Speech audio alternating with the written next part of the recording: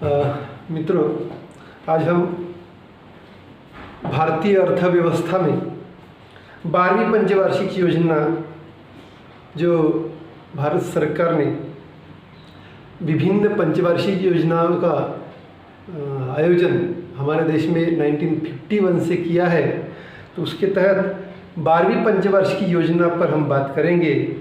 ये पंचवार्षिक योजना 1 अप्रैल 2012 से 31 मार्च 2017 इन समय कालावधि के बीच में 12वीं पंचवार्षिक योजना का आह्वान किया गया था।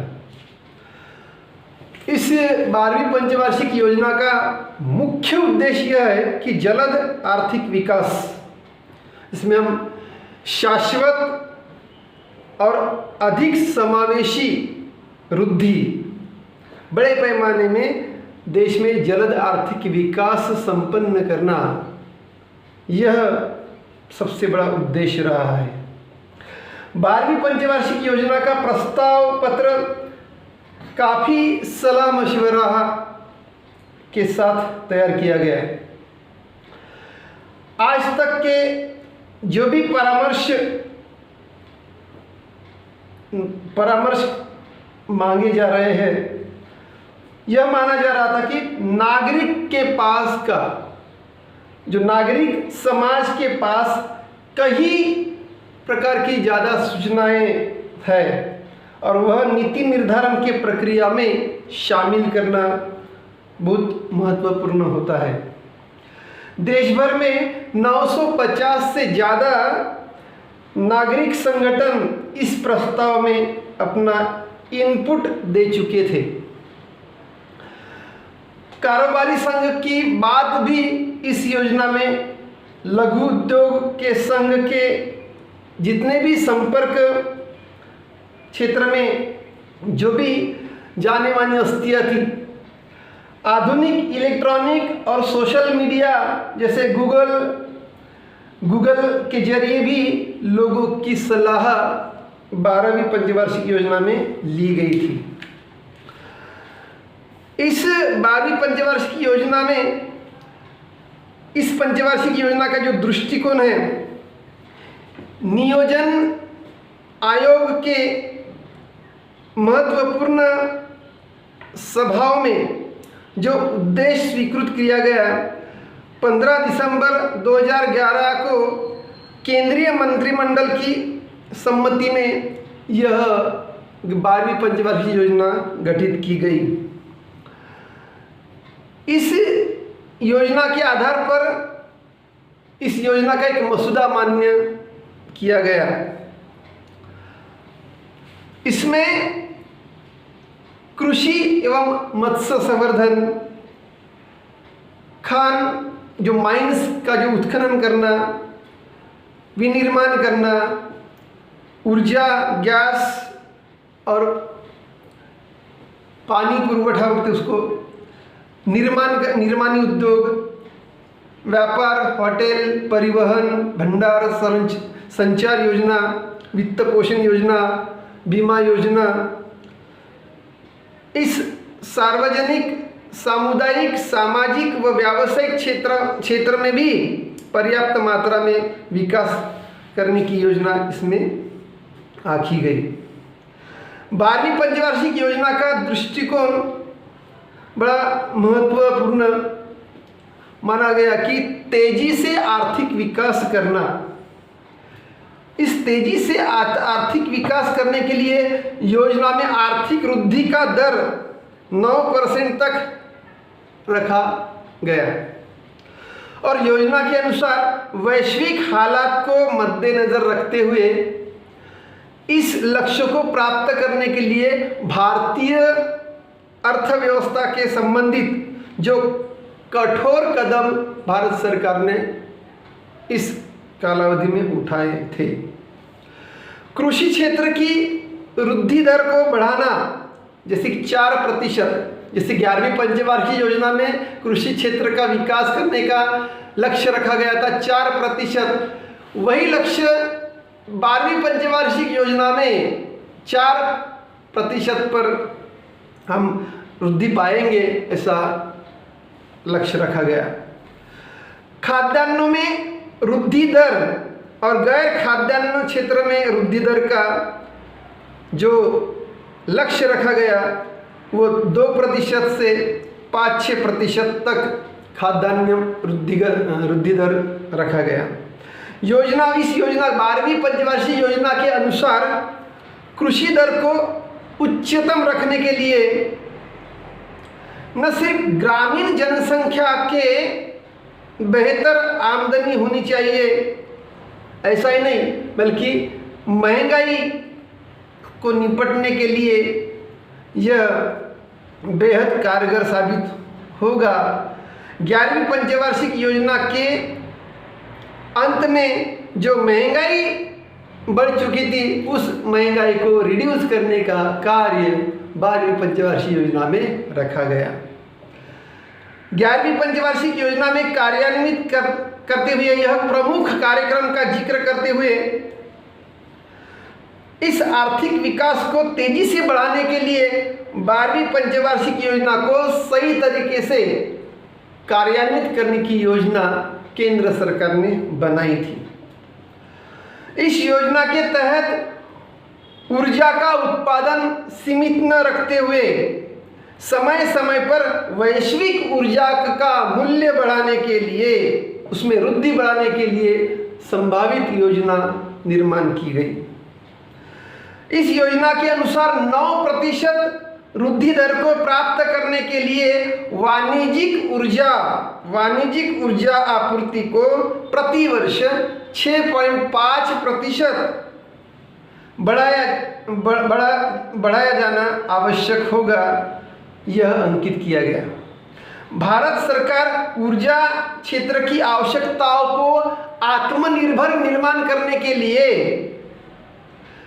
इस योजना को भारत सरकार ने पेट्रोलियम की आवश्यकता को की पूर्ति करने के लिए किसी आयात पर निर्भरता और इस आयात को बढ़ाने के लिए कई प्रकार की योजना, इसमें 80% आयात पहुंच जाने की संभावना व्यक्त की गई। पेट्रोलियम की आयात 80% बढ़ाने की संभावना आयोजित की गई। इस योजना के आधार में भारत सरकार ने प्रतिवर्ष कोयले की मांग को बढ़ाने की चिंता जताई।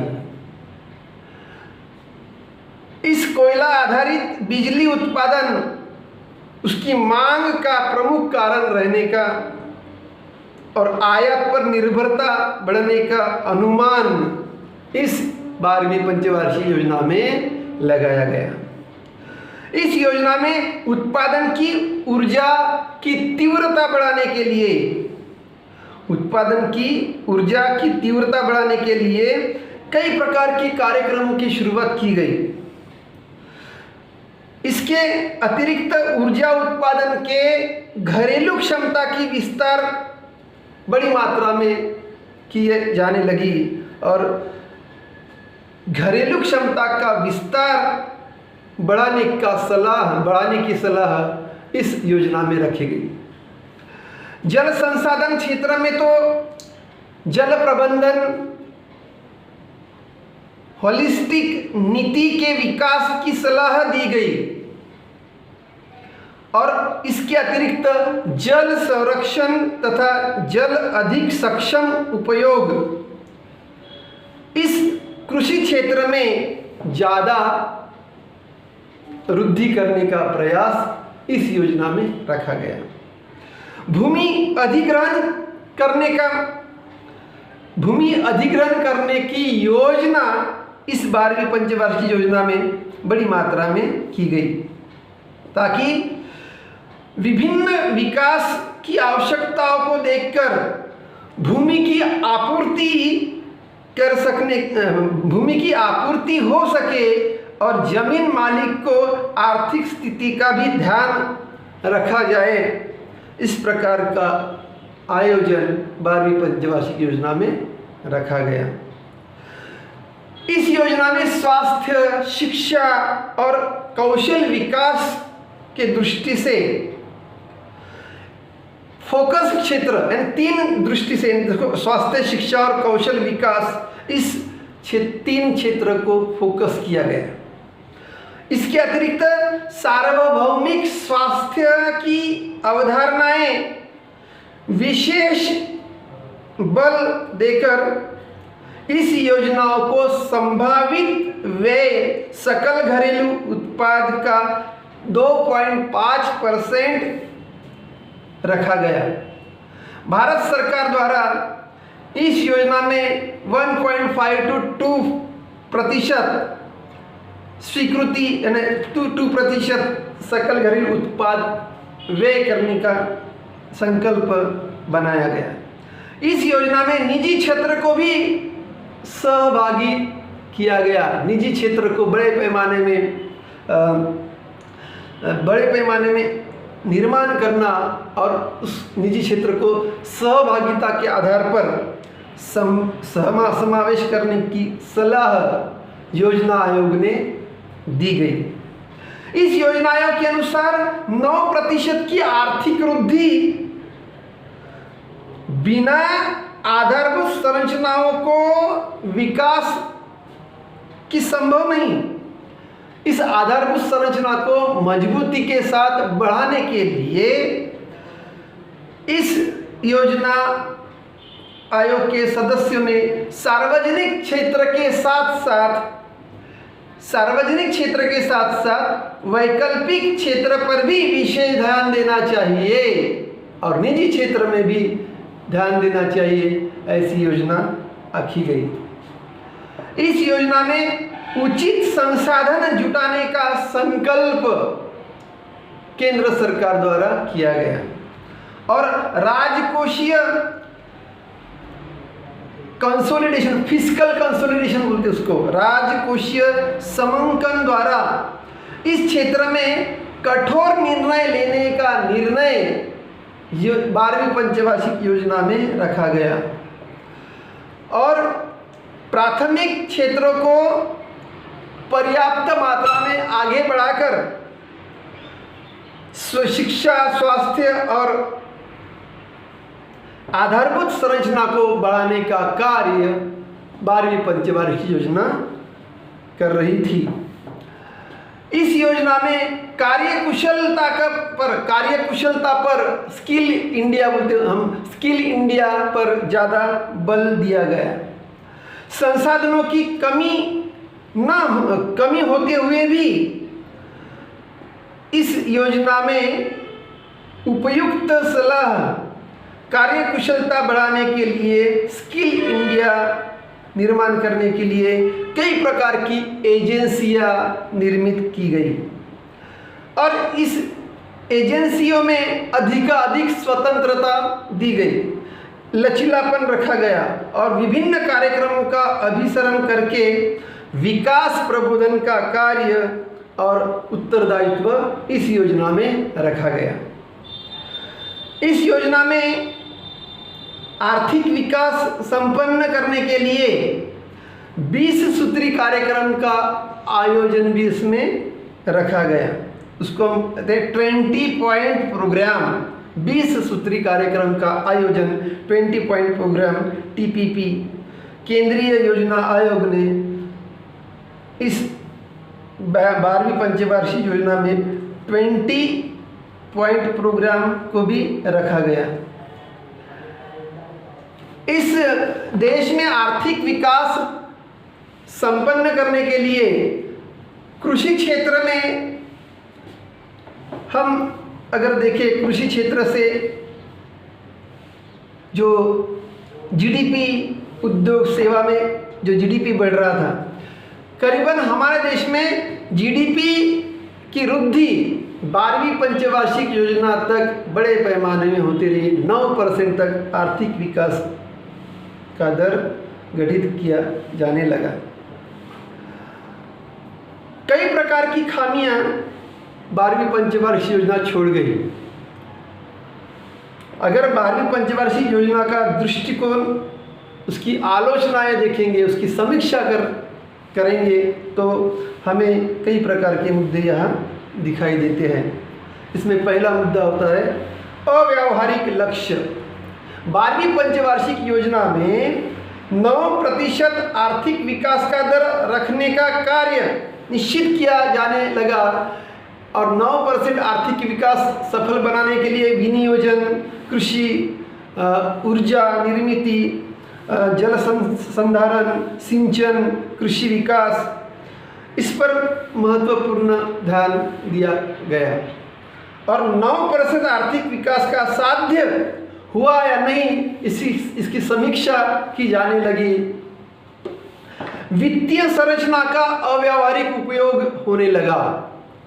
जैसा कि 12वीं पंचवार्षिक योजना में बड़े पैमाने में आय व्यय जो बजट रखा गया, उस बजट में कई प्रकार के प्रावधान रखे गए और पंचवार्षिक योजना में वित्तीय संरचनाओं का अव्यावहारिक वितरण किया जाने लगा। इसके कारण बड़े पैमाने में जो भ्रष्टाचार, मिस एप्रोप्रिएशन बड़ी मात्रा में हमारे देश में पनपने लगा। और जब बजट की बातें जब चर्चित की गई तो खर्चों का तालमेल, व्ययों का तालमेल भी इस योजना में ठीक से दिखाई नहीं गया।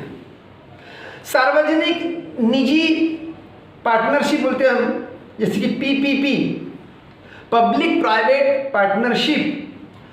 इस योजना में पब्लिक प्राइवेट पार्टनरशिप पर सबसे ज़्यादा बल दिया गया।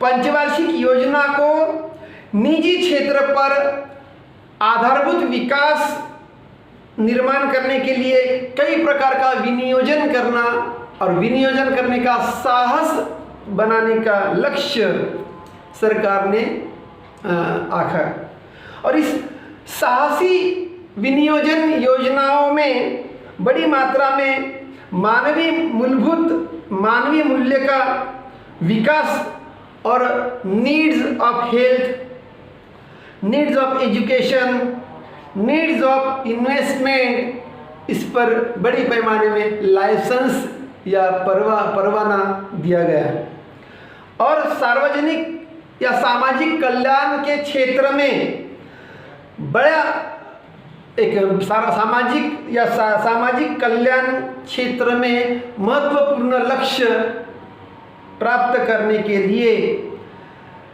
निजी क्षेत्र का उद्देश्य और अधिकाधिक मुनाफा निर्माण का, निजी क्षेत्र से पर्याप्त मात्रा में मुनाफा निर्माण करना और विनियोजन निर्माण करना, इस प्रकार का लक्ष्य 12वीं पंचवार्षिक योजना में रखने के कारण बड़ी मात्रा में सार्वजनिक जो पब्लिक प्राइवेट पार्टनरशिप होने के कारण बड़ी मात्रा में सामाजिक कल्याण कार्यक्रम को रद्द कर दिया गया या उसमें निरंतर खर्चा उसमें कंट्रोल में लाया गया। इस दृष्टिकोण, इस पंचवार्षिक योजनाओं का दृष्टिक्षेप अगर हम देखें तो 12वीं पंचवार्षिक योजना और 12वीं पंचवार्षिक योजना में सामाजिक सेवा 9% तक आर्थिक विकास का लक्ष्य पाने के लिए 2012 से 2017 तक बड़ी मात्रा में सरकार ने प्रयत्न किया। इसमें इसमें हम देखेंगे कई प्रकार की खामियां। इसके अंदर ये देखा गया कि MPLADS, इसको क्या कहते हैं कि सांसद स्थानीय क्षेत्र में विकास योजना केंद्रीय योजनाओं में सबसे अंतिम योजना मानी गई और नवीनतम योजनाओं का आरंभ भी इस शुरुआती दौर में किया गया। इस योजना की शुरुआत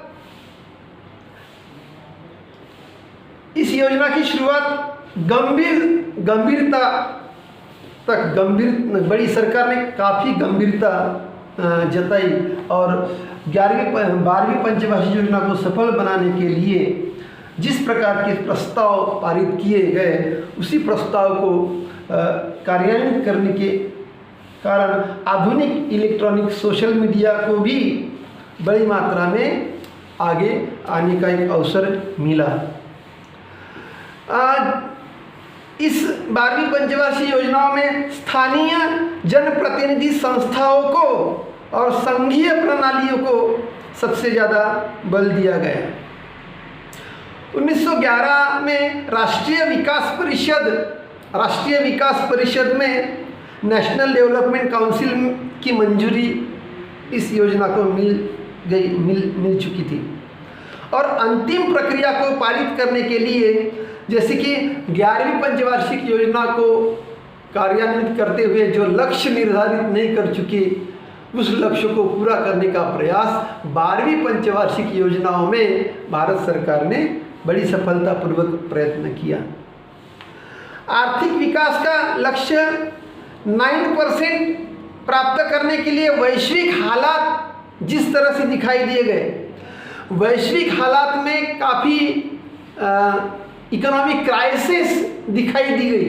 उस वर्ल्ड इकोनॉमिक क्राइसिस को समझते हुए हमारे देश में अर्थव्यवस्था को मजबूत बनाने के लिए बड़े कठोर कदम भारत सरकार ने उठाए हैं और इस कठोर उठाए हुए कदम के कारण कृषि विकास भी कार्यान्वित हो चुका। कृषि विकास का दर 4% तक लाने की एक भूमिका भारत सरकार ने जताई। कई प्रकार की खामियां 12वीं पंचवार्षिक योजनाओं में कई प्रकार की खामियां हमने यहाँ बताने का प्रयास किया। इस तरह से 12वीं पंचवार्षिक योजना 2012 से 2017 संपन्न हुई। तो मित्रों, हमें एक क्वेश्चंस बार बार इस यूनिट में पूछा जाता है कि 12वीं पंचवार्षिक